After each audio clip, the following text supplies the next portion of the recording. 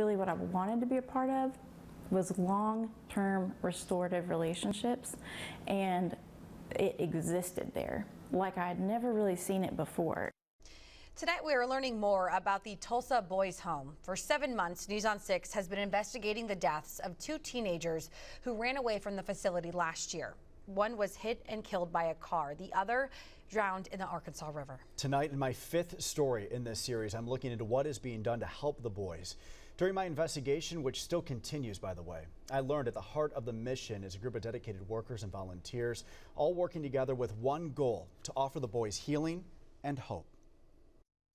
This is Dakota. He's overcome abuse of every kind. Dakota was just 15 years old when he was placed into the Tulsa Boys Home by DHS. Neglect, years and years and years of trauma. He has been through so much that the words don't come easily. There was a tragedy that resulted in him being removed from the home right before his 13th birthday. The story, too painful for Leslie Hempel to talk about. But with the close of that chapter, a new one started the day Leslie was assigned to be Dakota's mentor. There are a lot of boys like Dakota at the Tulsa Boys Home, each working to overcome the challenges life has thrown their way, and in most cases at no fault of their own. Thankfully, there are volunteers like Leslie, eager to step in, to help, to be paired with, and to shape their lives. At the Tulsa Boys Home, mentor is like the greatest gift you can be given. And for many of them, this is the first person not required to be a part of your life. Leslie is one of more than 300 volunteers from Life Church who spend their days, their weekends, even holidays with the boys at the Tulsa Boys Home. They offer help with homework, life advice, laughs, and moments of healing, a focus on hope. From the moment I met Dakota, he has been abounding in joy. It is very hard for me to understand when I look at the circumstances that he walked through. Found his food in trash cans, stab wounds all over his belly. He's a survivor, very much a survivor. At 24 years old, Leslie's bond grew. Soon her parents were volunteering at the Tulsa Boys Home and getting to know Dakota. They started inviting him to family gatherings, movies, dinners, holidays, even family vacations. I can't imagine just life without family, life not knowing that you're cared for. Over time, Dakota was becoming a member of the Hemphill family. At 27 years old, a profound moment through prayer, Leslie, a single woman with no other children, went from simply opening her heart to opening her home by adopting Dakota, now 17 years old. The process, she says, wasn't easy. In fact, Leslie tells me Dakota required continued therapy, mentorship, friendship, and discipline.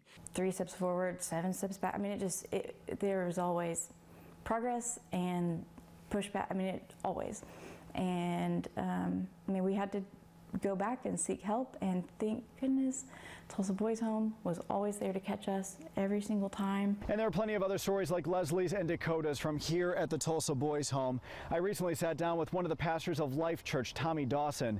Tommy tells me on any given month there are about 300 folks from his church that come out here and volunteer their time, offering a message to the boys of healing and hope.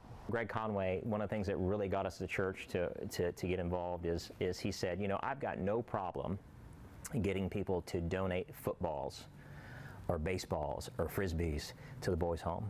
What I struggle with is finding people show up to throw that football, that baseball, or that frisbee. Pastor Tommy Dawson shared something incredibly personal, telling me that he can relate to the boys at the Tulsa Boys Home. I came from a very abusive childhood, and that was rough. That was rough. And perhaps it's because of that connection. He is so passionate about helping the boys in the program that his staff and attendees of his church, like Leslie, offer healing and offer hope. The wonderful stories that we've been able to be a part of and contribute to on multiple levels at the Tulsa Boys Home, it's because of the hearts of those that have consistently gone out there and showed up weekly for many of them for years. They've done that, and it's made a tremendous difference. You've given so much to Dakota. But I'm curious what Dakota, in your opinion, has given to you. Joy. He is the most joyful person I've ever met, and our house is just full of joy. I asked Leslie what she sees for her future, and does she see falling in love, having more kids, maybe even adopting more boys from the Tulsa Boys Home. She tells me that she will follow God's plan for her life. As for Dakota, he is now 22 and serving in the Army, training for his first war zone assignment in Kuwait.